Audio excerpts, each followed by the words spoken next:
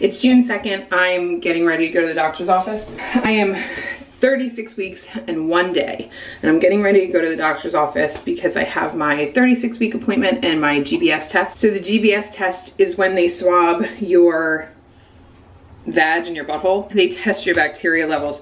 All females have bacteria levels. It's just a matter of whether or not they're too high, basically, because if I deliver the baby vaginally and the bacteria levels are high, there's a potential that she could swallow them and it could be harmful. So if I get this GBS test and my levels are high, what they do is when I'm admitted to the hospital, they put me on antibiotics until after I deliver, and then they take me out with the antibiotics and all's good. So I have that test today. So I'm not doing makeup today. I haven't put foundation on and I don't even know how long, probably since like 6 weeks ago when I started to put makeup on and then realized I was gonna have a mask on my face. So I have some redness, but the mask covers it, so I don't really care. I'm probably gonna do some black eyeliner just because I haven't done any eyeliner and I don't wanna forget how to do it. And then brush my teeth, get dressed, and head out to the appointment. I just got out of my appointment. It's so hard to breathe in that. Blood pressure was 127/68, which he said was fine. The heartbeat, which I took a little bit of a video of, which you guys can listen in right now.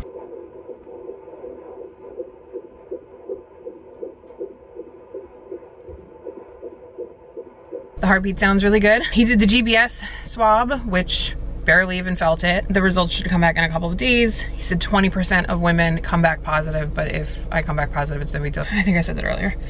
I'm so out of breath. So I'm not dilated whatsoever, which is great news, but he wasn't able to tell if she's head down. Like, he wasn't able to tell what position she's in. 3 weeks ago when I had my ultrasound, everything was great. She was head down, no big deal. So he said, because I'm 36 weeks and a day, he's just gonna hold off, see if she moves in the next week, see if my next appointment on Monday, if we can tell where she is and what position she's in, and then just kind of take it from there. In the meantime, if I get admitted, it's very likely I'll have C-section. And then he gave me a list of things to look out for: water breaks, contractions, stuff like that. And then also, if I can't feel her move 10 times by midday, he said do the Coca-Cola trick, which I had never heard of. It's 3 cold glasses of Coca-Cola. He said caffeine, coldness, like get that baby amped up, and then she'll move. And if she doesn't, then I need to call them. So I'm heading home right now. I might stop and grab something to eat. I don't know what. I would love a hoagie. I would love sushi, like any of that stuff. It is Thursday. It's Thursday. And last night I had a little bit of a headache. I took some Tylenol and then I just kind of like kept it easy. Took it easy, kept it easy.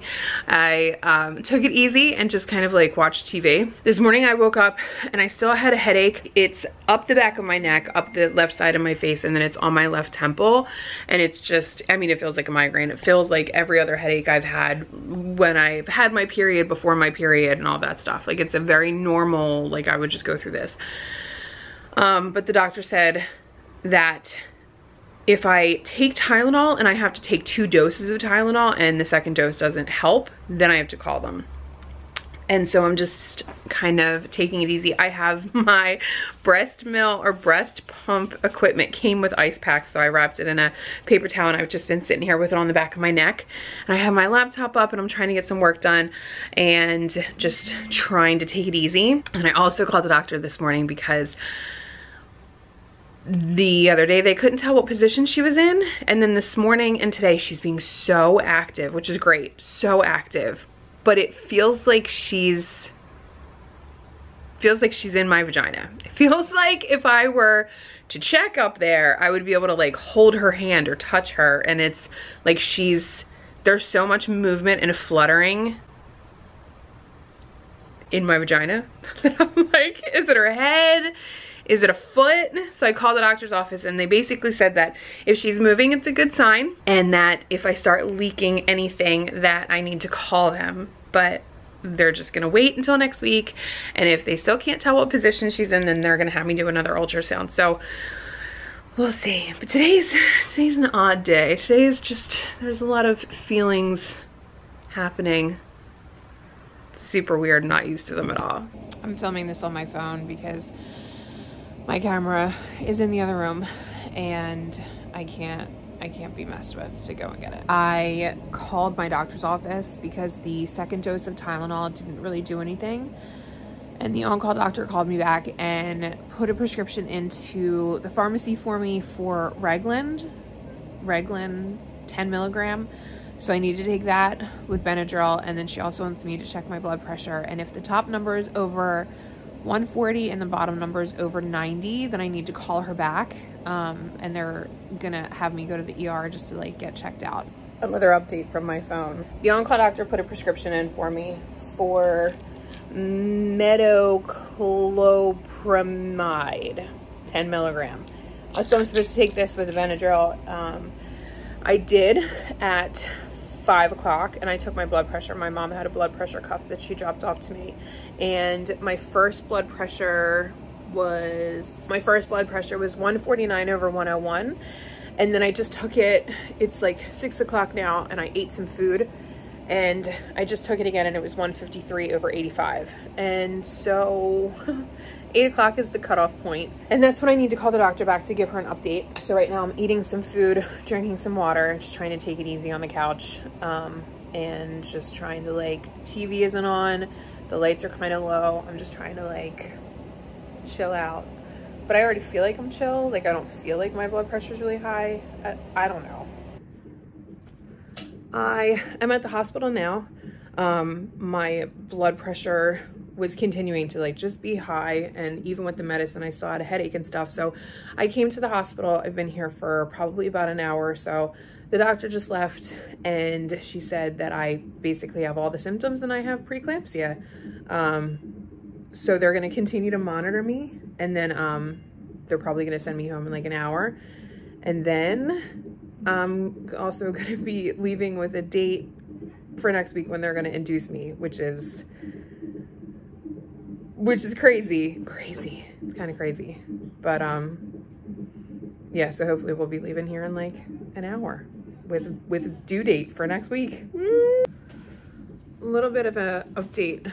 So the doctor just came in, and she said that if my blood pressure continues to rise, then there's a chance that they might induce me tonight.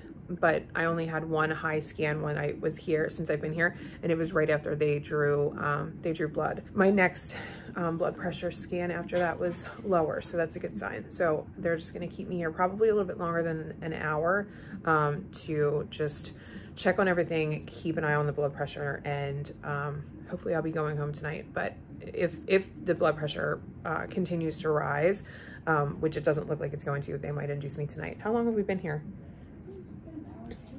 Oh, you don't have a phone. My mom's here with me, and she forgot her phone in the car, so she can't take pictures or video. I'm dying here. You wanna say hi? Hi. And this is the room. It's just so surreal to like be in the labor and delivery room. Like, this is where all of the magic is gonna happen. All of the pain is going to happen. And it's just really surreal to be in one of the rooms, like see where she's gonna be, like the warming station and the scale, and she's gonna be here soon. Well, hopefully not tonight, hopefully next week. Another update that I completely forgot about. The doctor who just came in a little bit earlier tonight told me that the last urine sample that I gave the doctor's office, there was protein levels. My protein levels were elevated, which has not been a problem this entire pregnancy. So the blood that they took tonight, they're going to test that as well to see if there's protein in there. But that, along with the high blood pressure, is their two main symptoms of preeclampsia. So that's why it's making sense. Hi, it's the next day. Yes, I'm wearing the same shirt. This is my favorite maternity shirt. I didn't buy a lot of maternity clothes because of the lockdown. So I just have like a couple pairs of maternity pants and a couple of maternity shirts, and this shirt is my favorite shirt. We left the hospital at like 1:45 in the morning. They diagnosed me with preeclampsia, and then they were like, oh no, wait, your blood work is perfect and your urine is perfect. Your headache isn't a preeclampsia headache. It's only on the one side of your head. It's behind one eye, and usually when you have a preeclampsia headache, it's both sides. It's a lot of pressure and it feels like it's squeezing, and I don't have that at all. Like I have been saying, this headache, this migraine is very similar to what I would typically get at the beginning of my monthly cycle. So they diagnosed me, and then they were like, we're going to induce you at 37 weeks, which is next week. And then they were like, no, we're not going to do any of that because you don't have preeclampsia. So basically how we left it was, I have a doctor's appointment on Monday for 37 weeks. I need to take my hospital bag. I need to take my husband. And we need to have everything ready to go, because if my blood pressure is high or if the doctor wants me to stay, I'll be monitored at the hospital, and they might induce me. Basically from here on out, I just have to be ready, which we're ready to go. Not like ready for the pain. I'm beyond terrified, but I just have to keep an eye out on like headaches, leaking, discharge, like any changes and things like that. If I gain weight all of a sudden, like 10 pounds all of a sudden, or if like I get super swollen all of a sudden, like all of those things I have to keep an eye on. It was nice to do like a trial run of labor and delivery. I got to see just how uncomfortable the bed was. So I'm definitely bringing a pillow from home, and I'm definitely going to be bringing a blanket from home just to have like, what are those things? Creature comforts. Is that what it's called? Yeah, creature comforts. So I'm going to bring like a soft blanket from home, and we do have to bring our car seat. Once Harry and I are in the room and we're admitted, we can't leave. We can't leave to go get food. We can't leave to go get stuff out of the car. Like, he cannot leave. And if he leaves, he can't come back. So the car seat has to be in the room with us. The hospital blanket, or the hospital bag, blanket, pillow. We're bringing the Boppy nursing pillow because my doctor suggested that we do that so that the nurses and the breastfeeding lactation specialists can basically show me how to use the nursing pillow and just give me like pointers and stuff like that. Oh, so I didn't know to like bring the car seat with us and things like that. And then the nurse was giving me different suggestions on what else to bring, which I already have packed. She was like, toothbrushes and toothpaste. And I was like, girl, I've had that covered for a minute. But yeah, so today's Saturday. I'm just gonna take it easy, hang out on the couch, drinking lots of water. Today's gonna be hopefully chill, relaxed day, and yeah, I'll catch up with you guys soon. Do you guys ever go to the hospital and then you just like keep your hospital bracelet on like you went to fucking Coachella? I leave this shit on until it's like last leg. I don't know why. Look at this little nugget. Look at her. Look at how cute she is. Oh, my little chicken nugget. Oh, you busy girls. Oh, my little chicken nugget. We are heading to the hospital right now for our appointment.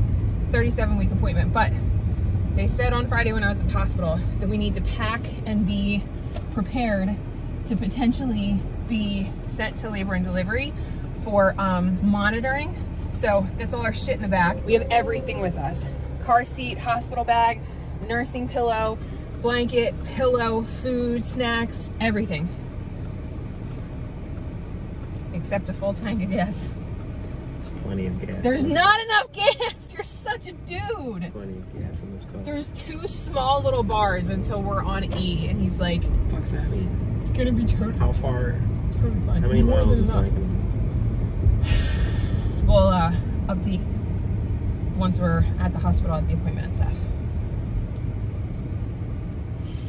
There's plenty of gas. So I just had my blood pressure checked, and they said it was 110/70, which is very normal. So the chances of being taken down to labor and delivery for further monitoring is super slim, hopefully, I think. So we're just hanging out waiting for the doctor to get here, and then we'll get checked out and then probably just go home. Just got done the doctor's appointment. They obviously didn't have us go to labor and delivery. My blood pressure was perfect. It was 100/70, but she couldn't tell what position the baby was in. So I need to go for another ultrasound. So I'm gonna go, today's Monday, I'm gonna go on Wednesday. And we're gonna check and see what position the baby's in. And if she's not head down, then we have another conversation that we need to have. And it's either gonna be we try to move her, which I heard is really painful, or we start talking about a possible C-section, and it would be a scheduled C-section. So I guess we just have to kind of see what Wednesday has in store for us and kind of take it from there. Today has been a long day. Today is actually Friday. I went to my ultrasound appointment on Wednesday. Tuesday was the day that I felt like she was seriously moving around. It was like the most she's ever moved. And Tuesday night, I felt a lot of pressure in my pelvis, which I haven't felt in a while. And I actually said to Harry, I was like, I'm pretty sure she moved. So when I went to my ultrasound appointment on Wednesday, she did move. She's head down. She's where she's supposed to be. 51st percentile in like her growth, which is right on point with where she's supposed to be, which is fantastic. And they said she's around 7 pounds, which is also great news. That, along with not being dilated, not showing any signs of labor, all of it, the doctor was like, feel free to go into labor anytime you want, or you can stay pregnant for 4 more weeks because you can take an extra week past your due date. I feel really good overall, very winded. Today, I'm feeling a lot of indigestion and it hurts a lot. Like, look at this. Look at this baby belly. Oh, that's a big baby belly. It's funny, when I asked the doctor what my fundal height was on Monday, she was like, it's still a little above normal. She wouldn't even tell me the number. I have another appointment on Monday. I'll be 38 weeks on Monday. It's kind of crazy because compared to when we went to labor and delivery and they were like, you have preeclampsia. Now I'm not dilated. I'm not contracting. I'm showing no signs of labor. She's where she's supposed to be. Like, it's totally different. I'm never going to get her kicking on camera. Never going to happen. It's never going to happen.